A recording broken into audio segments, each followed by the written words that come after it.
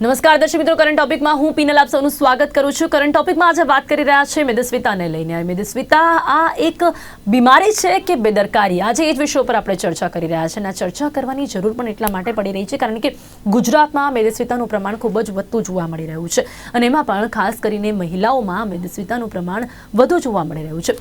એવું નથી કે પુરુષોમાં ઓબેસિટી નથી હોતી, પુરુષોમાં પણ મેદસ્વીતા જોવા મળે છે, પણ ક્યાંક ને ક્યાંક આજના સમયમાં જે રીતે મહિલાઓની જે રહેણીકરણી છે અને એમની જે રૂટીન લાઈફ છે એના કારણે મહિલાઓમાં વધુ ઓબેસિટી જોવા મળી રહી છે। 15 થી 49ના વય જૂથના પુરુષો કરતાં મહિલાઓ વધુ મેદસ્વીતાનો ભોગ બની રહી છે।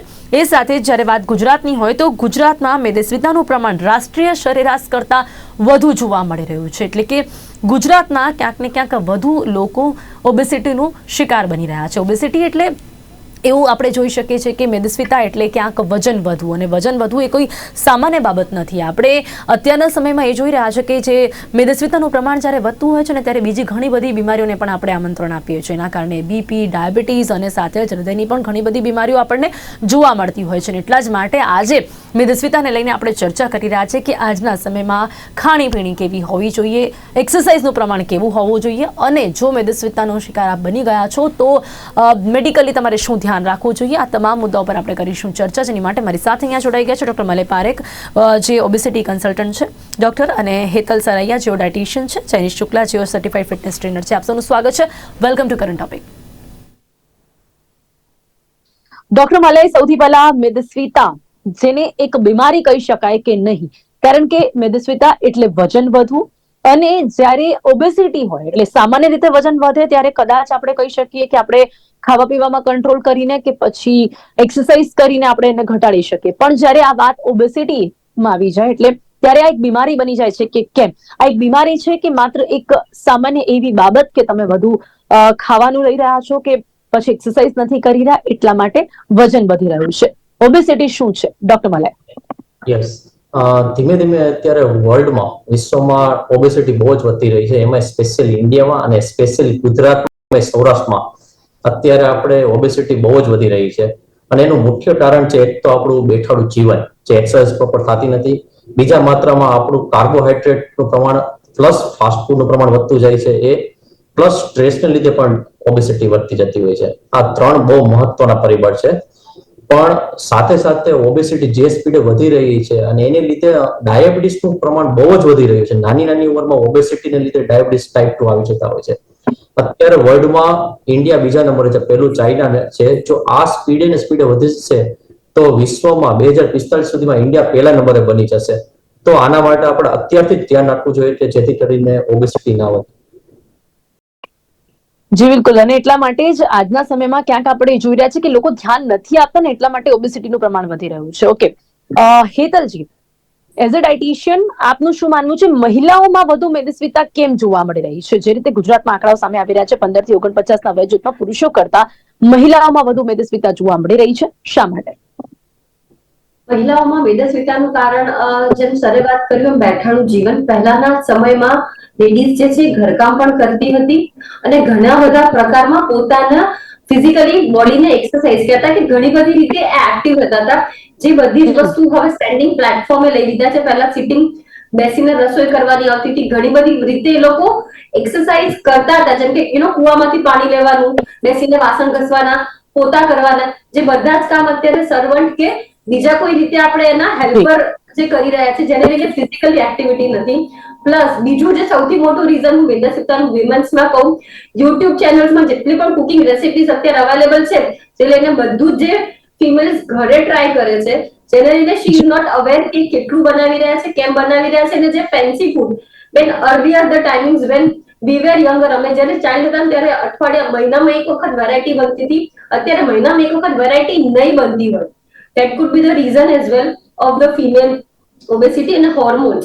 બહુ જ નાની ઉંમરમાં હોર્મોન્સના એટલા બધા ચેન્જીસ આવતા હોય છે, જેને લઈને PCOS, PCOD, postpartum depression as well તમે કહી શકો। અને અર્લી એજ ગ્રુપમાં, બહુ જ નાના એજ ગ્રુપમાં કંઈ પણ થાય એટલે હોર્મોન્સને બ્લેમ આપવામાં આવે છે, રાધર દેન બેઠાડું જીવન અને પોતાની જીવનશૈલી કે લાઇફસ્ટાઇલને બ્લેમ કરવામાં નથી આવતું, જેને લઈને અત્યારે ફિમેલ્સમાં મહિલાઓમાં બહુ જ ઓબેસિટીનું પ્રમાણ અને specifically young age group before 30s ઇન્ફર્ટિલિટીના રેશિયોઝ પણ એટલે જ વધી રહ્યા છે because of the obesity, just because of the lifestyle, diet, exercise and stress and sleep. Stress and હા સૌથી મોટું reason mobile scrolling, the reels version. Night time જે ફેમિલી ટાઈમ હતો એ બધો જ ટાઈમ અત્યારે ફક્ત અને ફક્ત મોબાઈલ્સમાં સ્પેન્ડ થઈ રહ્યો છે. That is also one of the biggest reason for the obesity nowadays. જી જી જી, પણ આપણે જયારે લાઈફસ્ટાઈલની વાત કરીએ તો ક્યારેક ને ક્યાંક આજે પુરુષોની લાઈફસ્ટાઈલ પણ એવી જોવા મળે છે. જો કે મહિલાઓને તો વધુ ભાગ દોડ હોય છે, છતાં પણ એમનામાં મેદસ્વીતાનું પ્રમાણ વધુ જોવા મળી રહ્યું છે. વિષય પર વાત કરીશું, પરંતુ જૈનિશજી, આપનું શું માનવું છે કે પુરુષોમાં પણ મેદસ્વીતા તો જોવા મળી રહી છે? જયારે લાઈફસ્ટાઈલની વાત હોય કે જયારે એક્સરસાઇઝની વાત હોય તો ઘણા એવા પુરુષો છે કે જે કદાચ સબકોન્શિયસ રહેતા હોય છે, પણ ઘણા નથી પણ જોવા મળતા. અને પુરુષોમાં જો મેદસ્વીતાનું પ્રમાણ જોવા મળી રહ્યું હોય તો એના શું કારણો આપને લાગે છે? મારું તો જે કેવું છે કે જો મારી સામે હવે એક તો ડોક્ટર બી બેઠા છે અને ડાયટિશિયન બી બેઠા છે. સો હું as a certified fitness instructor તરીકે હું વાત કરીશ તો હવે એમાં શું છે, મારા જીમની અંદર રોજના 300 થી 400 લોકો આવતા હોય છે. હવે દરેકની જોડે પર્સનલી કાઉન્સિલિંગ અમે કરતા હોઈએ છીએ. તો અમુક લોકો રેગ્યુલર વર્કઆઉટ કરે છે, અમુક લોકો જયારે ઇન્કવાયરીમાં આવે છે તો એમ કે અમે ફક્ત ચાલીએ જ છીએ. એટલે પહેલી વસ્તુ તો ફૂડ જે છે, લાઈફસ્ટાઈલ જે છે, બધી વસ્તુ સેકન્ડરી પર હું મૂકીશ. પહેલા તો આપણે મેન્ટાલિટી જે છે ને એ આપણે ઇમ્પ્રુવ કરવાની જરૂર છે. એ લોકોને એવું છે કે ખાધા પછી વર્કઆઉટ કરી લીધા પછી તમે કશું પણ ખાઈ શકો છો. પછી એવું સમજે છે કે અમે ચાલી લીધું તો પછી ઇટ્સ ઓકે કે અમારું વર્કઆઉટ થઈ ગયું. તો એ નથી હોતું. તમારા બોડીમાં ફિટનેસ એને કહેવાય જેમાં તમારી બોડીની સ્ટ્રેન્થ, સ્ટેમિના અને ફ્લેક્સિબિલિટી આ ત્રણે વસ્તુ તમારામાં હોય ત્યારે. હવે તમારામાં સ્ટ્રેન્થ નથી, પછી તમારી ફ્લેક્સિબિલિટી નથી, તમે ખાલી ચાલીને કાર્ડિયો તમે કરો છો, એ વસ્તુ આખું ડિફરન્ટ પડી જાય છે. પછી લોકોને ડાયટ ઉપર ધ્યાન નથી આપવું. હવે કોઈ બી એક્સક્યુઝ કાઢતા હોય છે, આજે મારે આનો બર્થડે છે, મારે પેલાના લગ્ન છે, મારે ફલાણું છે, આ છે. પછી સવારે ઉઠ્યા પછી અમારે તો ભાખરી ખાવા જોઈએ, ચા વગર ચાલતું નથી. તો એક ડાયટ નું આ વસ્તુ છે. પછી તમે અમુક લોકો જે ન્યુટ્રિશન વેલ્યુ પર ધ્યાન નથી આપતા.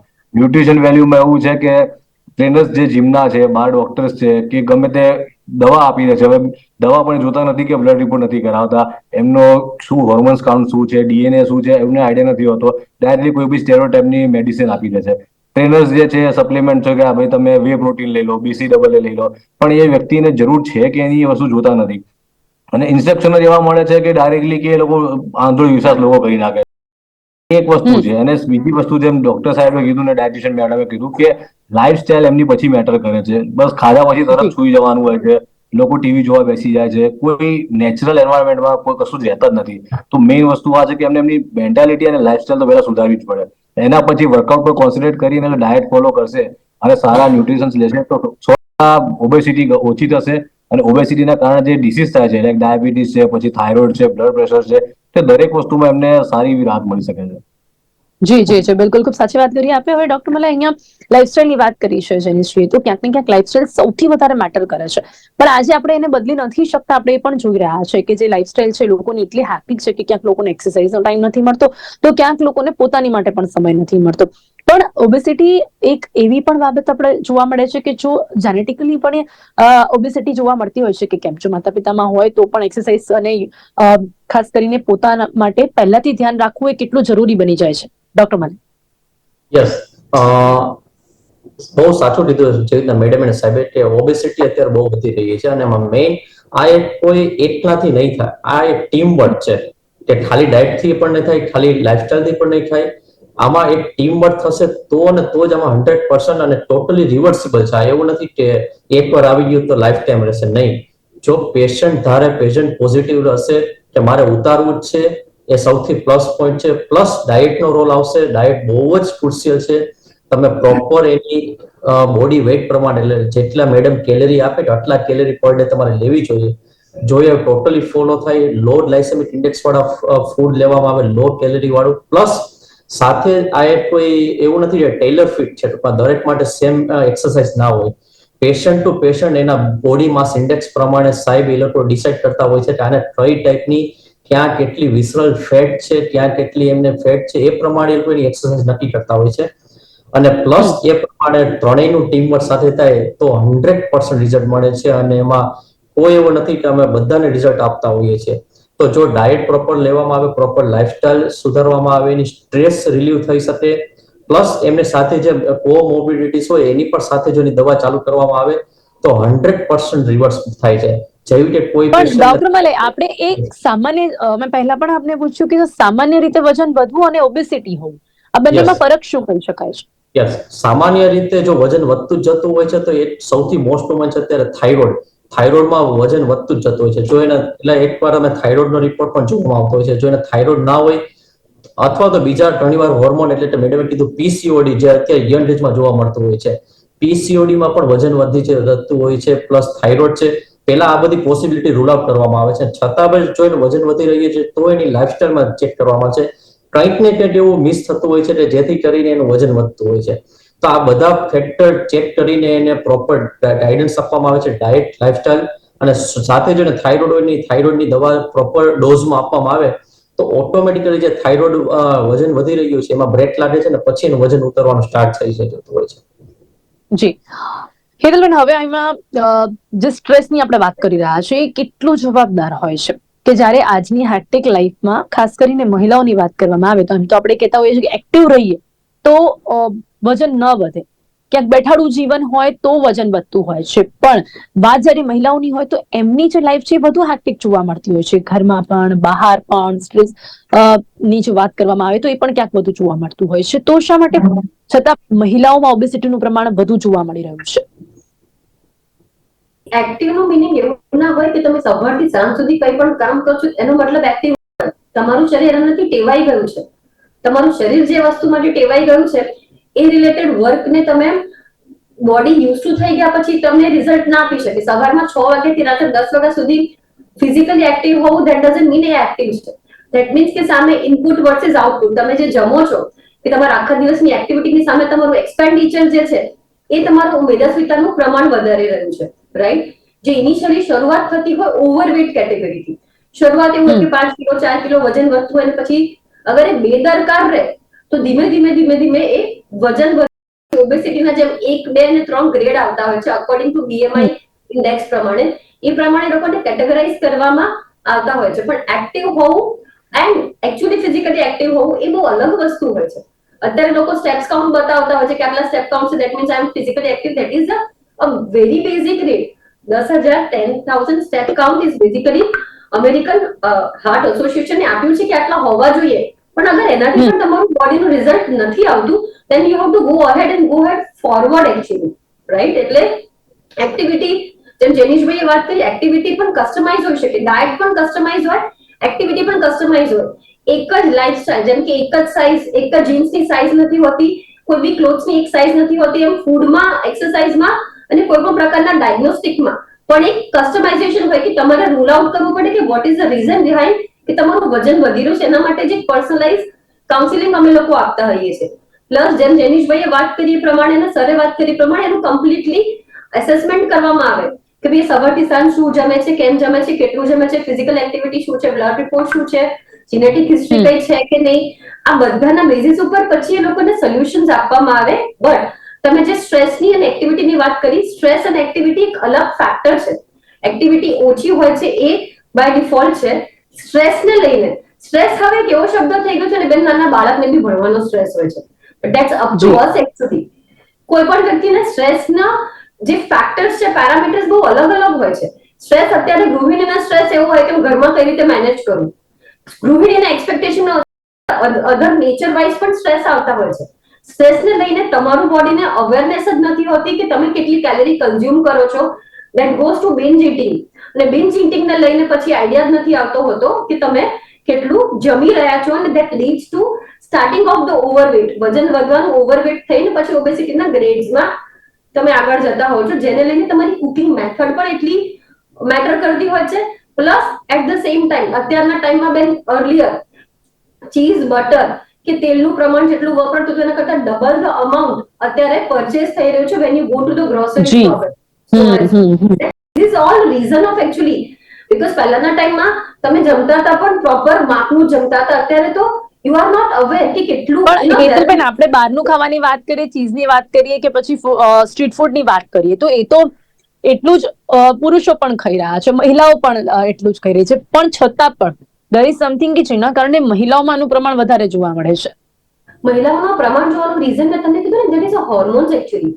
કોવિડ ના ડ્યુરેશનશિપમાં કે અત્યારના રિલેશનશિપમાં hormones is also one of the reason, પણ ફિઝિકલ ઇનએક્ટિવિટી. પુરુષ એક એવું છે બેન, see females when they enter to the teens, જે લોકોના 13-14 વર્ષથી લઈને 45 યર્સ સુધી, they have a lots of hormonal changes in their body.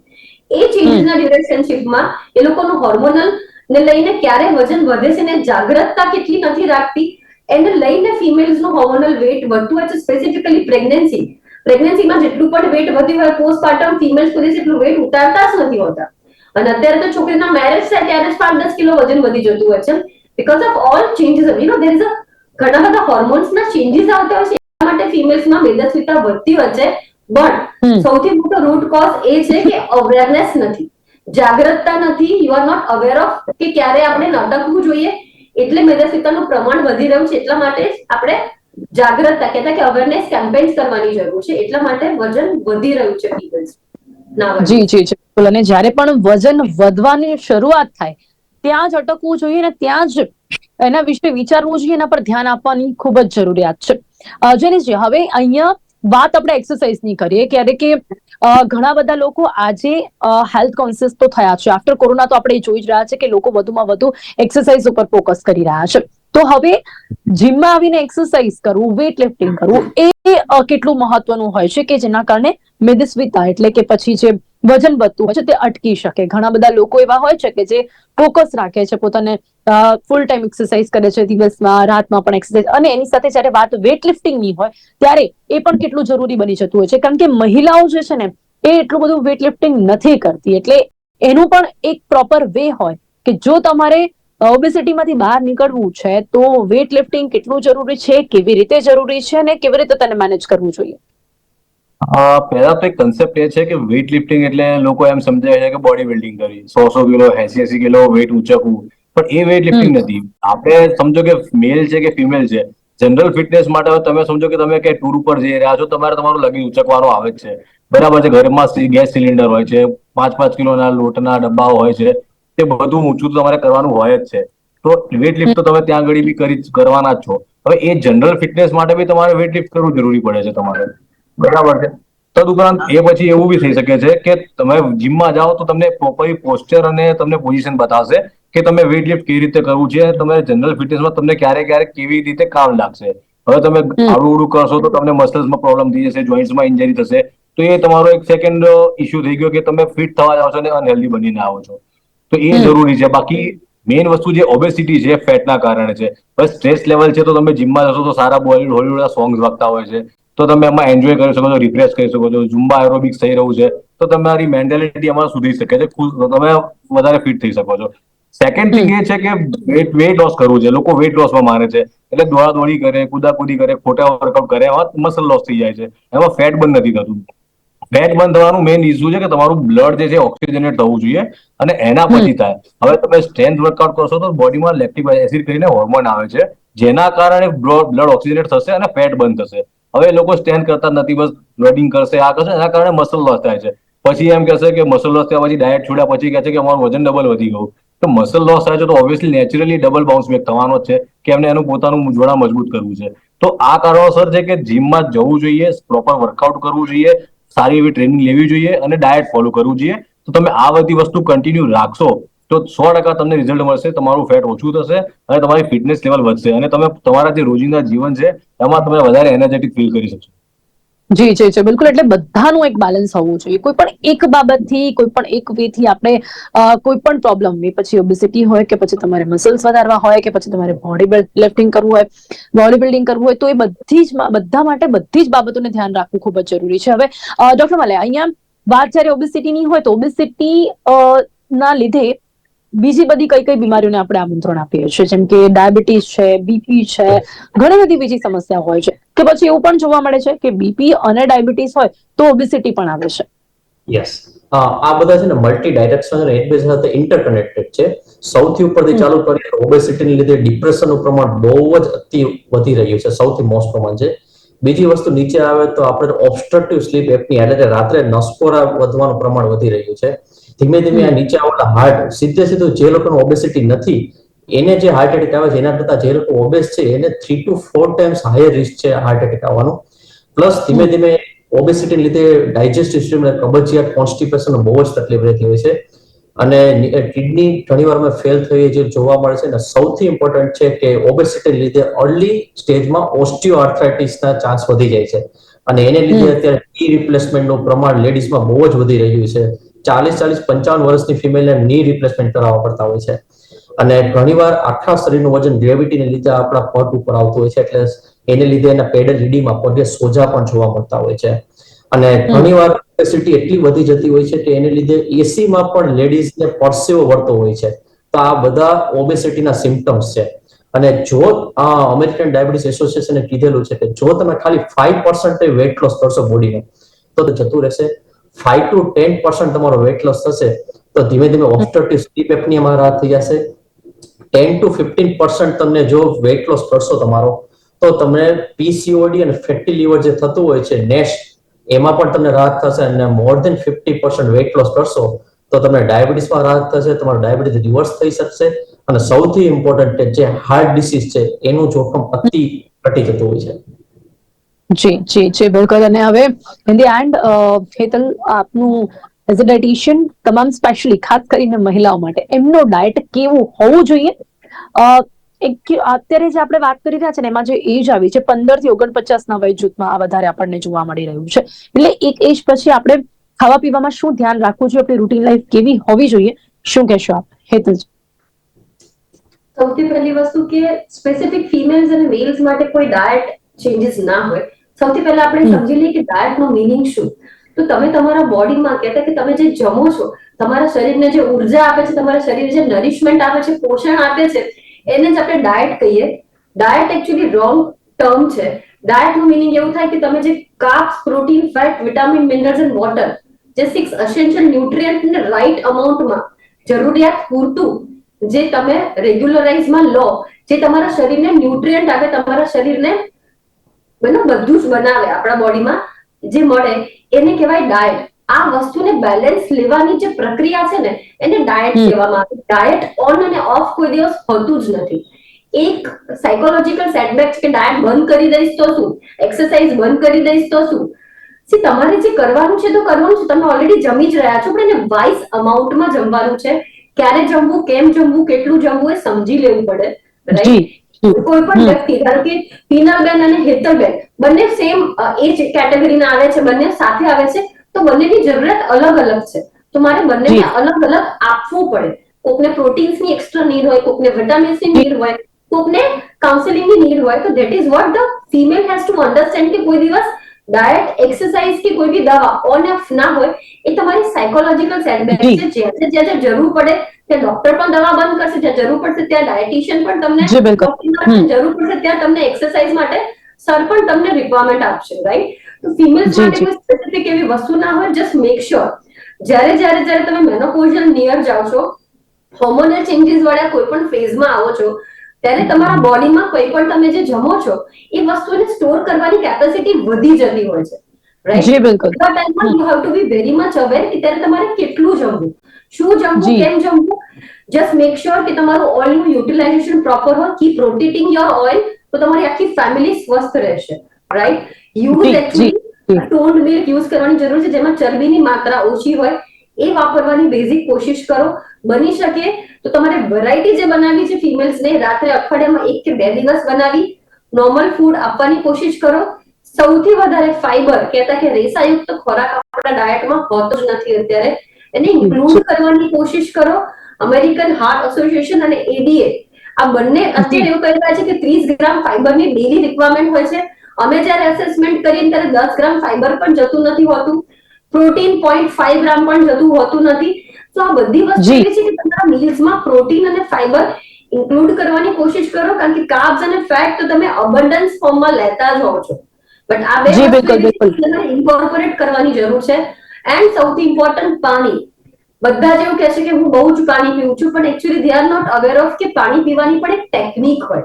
એ ટેકનિકથી પાણી પીવાની જરૂર છે. જ્યારે બી બહુ તરસ લાગે ત્યારે 2 થી 3 ગ્લાસ પાણી પીવા લેવાથી તમારું બ્લેડર ફૂલ થઈ જાય છે. તમારા શરીરને કે તમારા કોષને સેલ્સને પાણી મળતું હોતું નથી. તો એ ટેકનિક પણ સમજવાની જરૂર છે. આ બહુ ઇમ્પોર્ટન્ટ ફેક્ટર્સ છે. જી જી, બહુ જ સમય ઓછો છે છતાં પણ જય સર, ઇન ધી એન્ડ આપની એક એડવાઇસ, આપણા બેઠાડું જીવનમાં એક્સરસાઇઝ ક્યારે બી કોઈ પણ સમય જીમ ન પણ જોઈન કરી શકે તો પણ ઘરે પણ કરવી જ જોઈએ. જી, શું કહેશો બરાબર છે, જનીશ? ઘરે પણ કરવી જ જોઈએ. પણ આમાં એવું છે જી કે એક્સરસાઇઝ ની અલગ અલગ પેટર્ન્સ હોય છે. તો તમે એક વાર તો સારા ફિટનેસ કાઉન્સલિંગ જોડે કાઉન્સલિંગ કરો અને પછી એક્સરસાઇઝ કરો તો વધારે બેટર છે. કેમ કે જી લોકો એવું સમજે છે કે ગમે ત્યારે વોક કરો તો વોક નો ફાયદો છે. પણ O3 જે ઓઝોન વાયુ છે સવારે અર્લી મોર્નિંગે તો આપણે એટમોસ્ફિયરમાં હોય છે, પછી નથી હોતો. તો એની નીડ તમે પૂરી કરવા માટે તમે રાતના 10 વાગે ચાલશો તો એ કશું મેટર નથી કરતું. તમે જે ખાવાનું ખાવ છો એના પછી એને ડાયજેસ્ટ થતા કેટલી વાર લાગે છે ને એની કેલરીઝ બર્ન કરતા કેટલી વાર લાગશે એ તમને ખબર નથી. ખાધા પછી તમે તરત જી જ વોક બિલકુલ. કરવા નીકળી જાવ છો તો એનો કોઈ ફાયદામંદ છે નહીં એ વસ્તુ. તો આ દરેક વસ્તુ જી, છે અને એટલે ઘરે આપણે બી ગમે તે વસ્તુ જે કંઈ પણ આપણે વિચારીને કરવું જોઈએ અને સાથે જ ગાઈડન્સ ની સાથે કરવું જોઈએ. બધી જ બેલેન્સની બાબતોનો સાથે એક કરવું સમય હોય જોઈએ. છે. એક્સરસાઇઝ હોય તો એનો પણ એક સમય છે, ખાવા પીવાનો પણ એક સમય હોવો જોઈએ, તો પાણી પીવાની પણ એક રીત હોવી જોઈએ. આ બધી જ બિલકુલ. બાબતોને ધ્યાનમાં રાખીને આપણે એક પછી આગળ વધીશું તો ચોક્કસપણે આપણે ઓબેસિટી જેવી બીમારીઓથી બચી શકીશું. સમય અહીંયા સમાપ્ત થાય છે. હેતલજી, જનેશજી અને ડોક્ટર મલે, આપ ત્રણે મારી સાથે ચર્ચામાં જોડાયા તે બદલ આપનો ખૂબ ખૂબ ધન્યવાદ. Thank you so much. Thank you. દર્શક મિત્રો, આજે આપણે વાત કરી છે મેદસ્વીતાને લઈને, અને આ ચર્ચા પણ એટલા માટે કરી છે કારણ કે ગુજરાતમાં મેદસ્વીતાનું પ્રમાણ ખૂબ જ વધતું જોવા મળી રહ્યું છે. શું તેના કારણો જોવા મળી રહ્યા છે, એનાથી બચવા માટે શું કરી શકાય છે, એક્સરસાઇઝ કેટલી ઇમ્પોર્ટન્ટ છે, પણ કઈ રીતે તેને કરવી જોઈએ, એ સાથે જ મેદસ્વીતાના કારણે કઈ બીમારીઓને આપણે આમંત્રણ આપી રહ્યા છે, તેનાથી કેવી રીતે બચી શકાય છે, અને મોસ્ટ ઇમ્પોર્ટન્ટ થિંગ કે આપણે ડાયટમાં શું ધ્યાન રાખવું જોઈએ, આપણી લાઇફસ્ટાઇલ છે અત્યારે બદલાતી જોવા મળી રહી છે, અને કેવી રીતે કંટ્રોલ કરવાની જરૂરિયાત છે જેથી કરીને મેદસ્વીતા એટલે કે ઓબેસિટીથી આપણે બચી શકીએ. કરંટ ટોપિકમાં અત્યારે બસ આટલું જ. ફરીથી મળીશું એક નવા વિષયની સાથે. ત્યાં સુધી રજા આપશો. નમસ્કાર.